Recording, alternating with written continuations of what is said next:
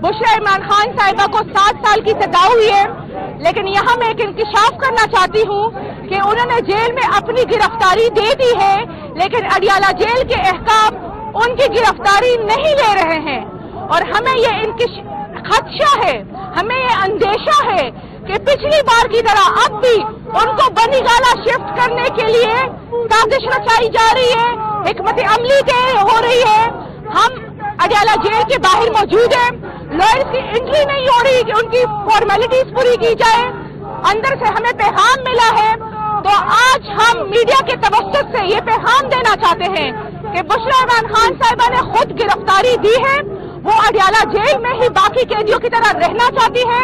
हमने ना खान साहब ने बनीगाला जाना है, ना उन्होंने बनीगाला जाना है। तो आज हम ये बताना चाहते हैं कि अगर ये फिर से कोई एडवेंचर करेंगे उनको बनीगाला शिफ्ट करने के लिए, तो हम दोबारा से इस्लामाबाद हाई कोर्ट जाएंगे।